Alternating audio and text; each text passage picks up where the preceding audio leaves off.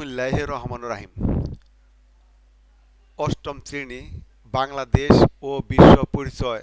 আজকে আমি তোমাদের সামনে নমুনা প্রশ্ন আলোচনা করছি।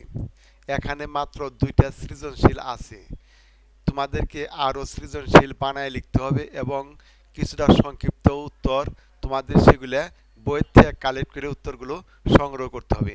যে প্রশ্নগুলো তোমাদের এই পরীক্ষার জন্য থাকবে সেই প্রশ্নগুলো আমি তোমাদের কাছে উপস্থাপন করছি। ব্রিটিশ ইস্ট ইন্ডিয়া কোম্পানি কিভাবে বাণিজ্যিক বিস্তার ঘটায়? এইগুলো একটা আর হলো একটা। পলাশির যুদ্ধ কি? এই হলো দুইটা। পলাশির যুদ্ধ কি? তারপরে ৭৬-এর মন্বন্তর কি? ব্যাখ্যা করো।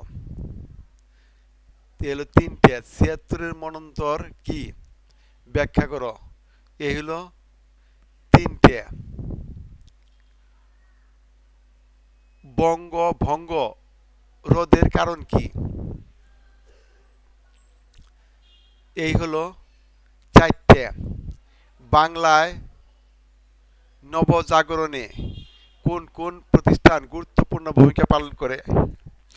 বাংলায় নবজাগরণে কোন কোন প্রতিষ্ঠান গুরুত্বপূর্ণ ভূমিকা পালন করে? এই হলো প্রশ্ন, সংক্ষিপ্ত প্রশ্ন, যেটা 2 নম্বর করে থাকবে। 5টা লিখলে 10 নম্বর। আরও প্রশ্ন আমি পরবর্তী মুহূর্তে বলবো, আগে সৃজনশীল বলে যাচ্ছি।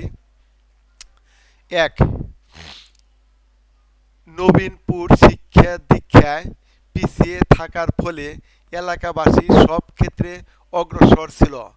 উক্ত এলাকায় স্থানীয় প্রভাবশালী ও সম্পদশালী এক ব্যক্তির উদ্যোগে একটি প্রাথমিক বিদ্যালয়, একটি মাধ্যমিক বিদ্যালয় ও একটি কলেজ প্রতিষ্ঠিত হয়। ধীরে ধীরে এলাকার মানুষের মধ্যে শিক্ষার আলো প্রজ্বলিত হয়। কয়েক বছরের ব্যবধানে উক্ত এলাকার মানুষ সমাজ সচেতন হয়ে ওঠে। এলাকার শিক্ষিত নারী রায়হানা নারী শিক্ষার বিষয়ে এলাকাবাসীকে সচেতন করে তোলেন। এখন প্রশ্ন দেখো, ভারতে প্রথম ভাই ভাই ভাইসরয় নিযুক্ত হন কে? খ নম্বর, বাংলা 1176 সনে এ দেশের মারাত্মক দুর্ভিক্ষ দেখা দেয় কেন? গ নম্বর, উদ্দীপকে বর্ণিত উপস্থিতির মতো ঊনবিংশ শতাব্দীতে বাংলায় কিসের উদ্ভব ঘটেছিল? ব্যাখ্যা করো। রায়হানার মতো শিক্ষিত নারীর জন্যই এদেশে নারী শিক্ষার পথ সুগম হয়। উক্তিটি যথার্থতা নিরূপণ করো। এখন দ্বিতীয় অধ্যায় থেকে আমি তোমাদের জন্য কিছুটা সংক্ষিপ্ত প্রশ্ন বলবো, তোমরা সেগুলো আস্তে আস্তে শেখার চেষ্টা করবা।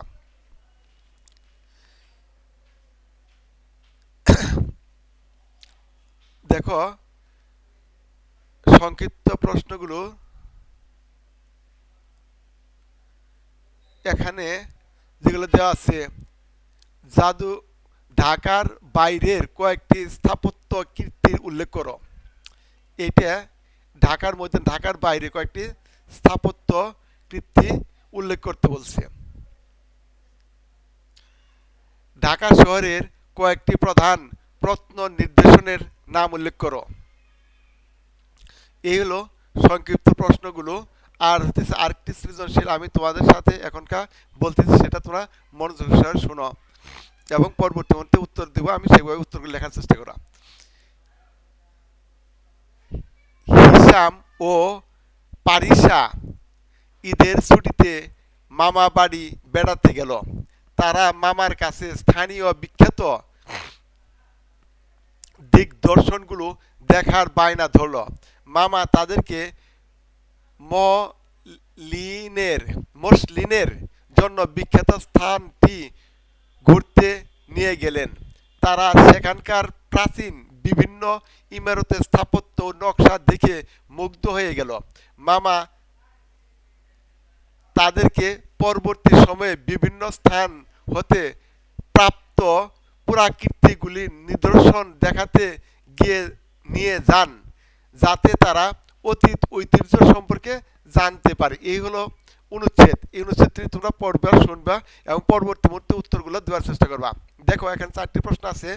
রবীন্দ্রনাথ ঠাকুরের কুঠি বাড়ি কোথায় অবস্থিত? প্রত্নতত্ত্ব বলতে কি বোঝায়? তারা যে স্থানটি পরিদর্শন করে সেটির ঐতিহ্য ব্যাখ্যা করো। মামা তাদের কোথায় নিলে তারা ঐতিহ্য সচেতন হতে পারবে তা পাঠ্যপুস্তকের আলোকে মতামত ব্যাখ্যা করো। এখন আরও তোমাদের কয়েকটা সৃজনশীল প্রশ্ন দেব। আজকের মতো ভিডিওটি এখানে শেষ। পরবর্তী ভিডিওতে উত্তরগুলো সহ বলার জন্য চেষ্টা করব। আসসালামু আলাইকুম।